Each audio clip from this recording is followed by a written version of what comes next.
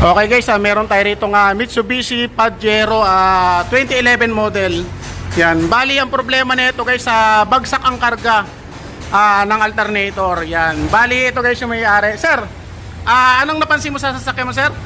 Namamatay bigla eh. Oo. Bigla lang namamatay. Tapos, yun, kinakarga mo na kinakarga. Okay naman lahat.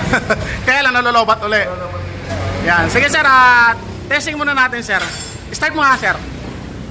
Yan. Yan, pakita natin sir. Ako na sir mag-start. Pakita ko sa mga viewers natin. Andiyan yung susi. Yan.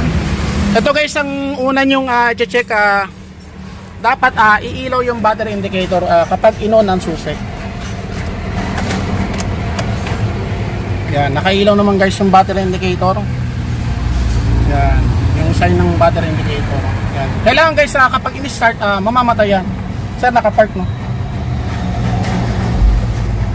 Yan, namamatay naman guys yung battery indicator. Yan, sukata mo rek. Yan, pakita ko sa inyo. Yan, headlight natin. Yan, aircon. Bilog. Pinag. Bilog na malaki, pinutin mo. Easy. Yan, naka-aircon na guys. Yan, malamig na. Yan, naka-headlight tayo. Bali yan guys ang charging niya. Yan, nasa lagpas lang ng 13. Yan, kailangan guys ang reading niyan dapat nasa 14. Yan, patayin natin yung load.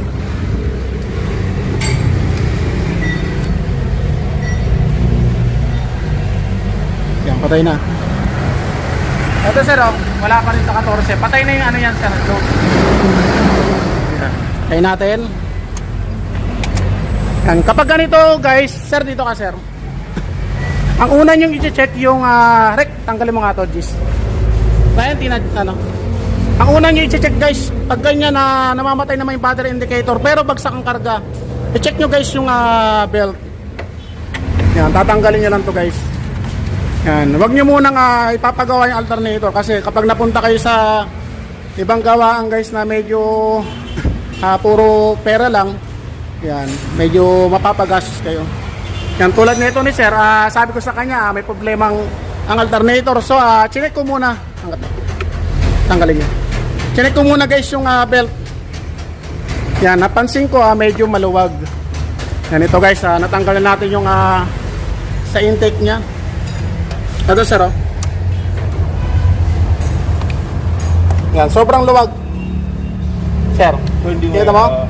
So ibig sabihin na walang problema yung alternator. Subukan muna natin guys na sikipan yung belt.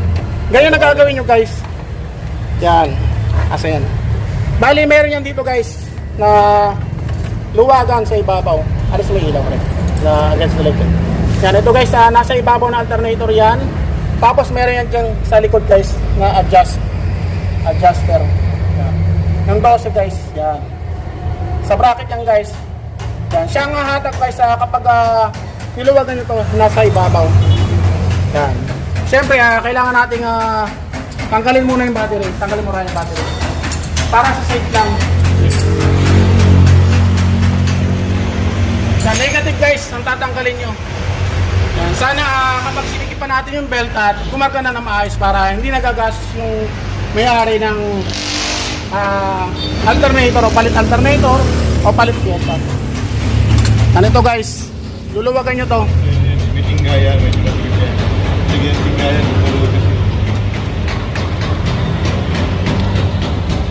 Hindi masikip. Kuha kong ano.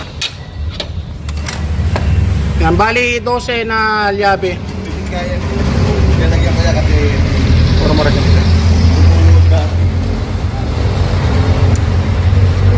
Yan. Yan, kapag lumuwag guys, ang kailangan na maluwag siya. Tayo may ratchet na 12 tayo. Yan, luluwagan nyo lang yan guys. Nasa ibabaw ng ano yan, ng alternator.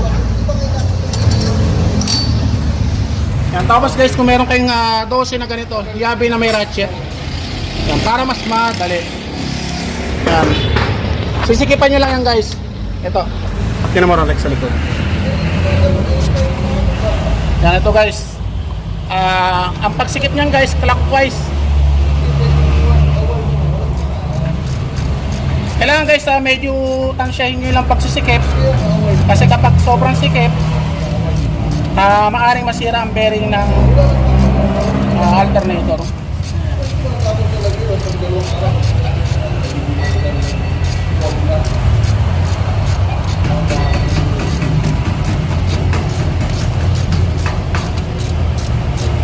Yan. Yan, check natin ngayon kung okay na. Yan, kulang pa. Kasi guys, kapag lumuluwag ang belt, yan ang nagiging dahilan guys ng pagka hindi kakarga na maayos ang alternator kasi dudulas yan.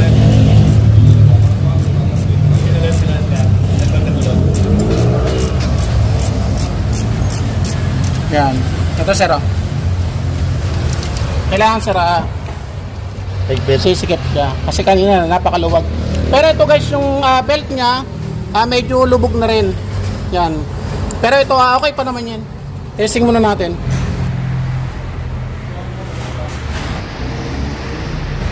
Hindi pa naman siya ganun. Kasira.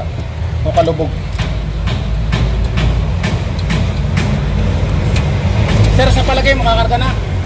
Ito na, kumarga na. Kakarga yan, sir. Kasi malawag lang naman yung belt eh. Kailangan ko talaga yung belt, okay ba na? Okay ba yan? Okay pa naman, sir. Hindi pa naman ganun ka, yan. Ito guys, kailangan medyo may laro siya ng konti. Yan, wag nyo sisikipang maigi kasi masisira ang bearing yan guys. Kaya pwedeng maputol ang belt. Yan. Tapos sisikipan na natin guys yung iluwagan natin guys ito. Yung nasa ibabaw.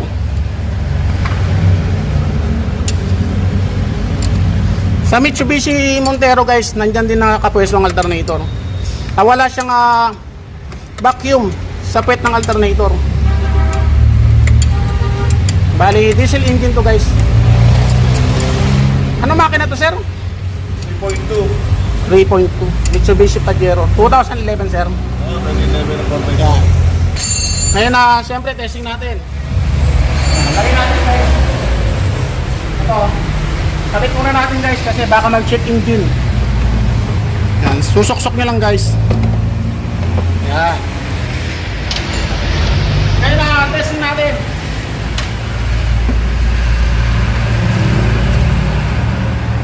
Yan. Ngayon natin sikipan. Mag-men mo lang. Sige sir, start. Break din naman yung sir.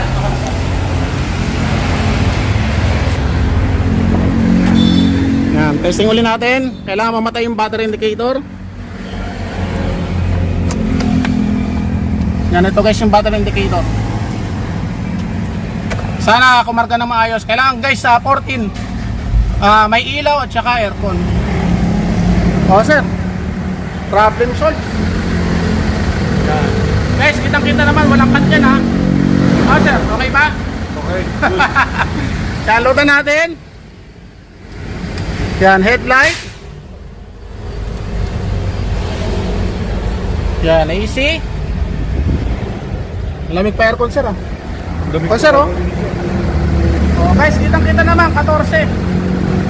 Guys ba sir? Ipaling mo na konti dyan. Yan. Para makita ng mga natin. Kumakat na. 14 sir. Hindi ka tulad na niya guys, nandito lang siya sa gitna. Okay, sir, hindi na malulobad yan. Patayin natin yung headlight. Aircon.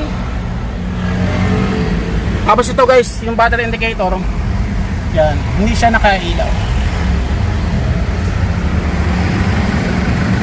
Okay, yan. Sir, okay pa sir? Ayos. Try na natin. Yan, ganun lang guys. Kapag bumabagsak ang karga ng alternator nyo o yung battery nyo guys nalolobat, ganun lang guys ang gagawin nyo. I-check nyo muna yung belt. Yan, i-check nyo kung malambot. Yan. Kasi guys kapag malambot ang belt, yan ang nagiging pinagsisimula ng pagka lobat ng battery at saka hindi kakarga ng maayos ang alternator nyo. Bali, Mitsubishi Pajero 2011 model. Kahit anong sasakyan guys, ganun ang gagawin nyo, i-check nyo guys. Yan. Sir, baka may isa-shoutout ka. Wala, thank you. Magaling. Ayan, si Sir, kapatid to ni Sir Joel, yan, sila yung mga nagbabuy and sell dito sa Binyan, Laguna. Mababait na mga tao yung mga yan. Sir, maraming salamat po sa inyo, hindi ka gumastos. Thank Yan, ganun lang, nagsikip lang tayo ng belt. So yun guys, sana may natutunan kay Share kung bagong video. Maraming salamat.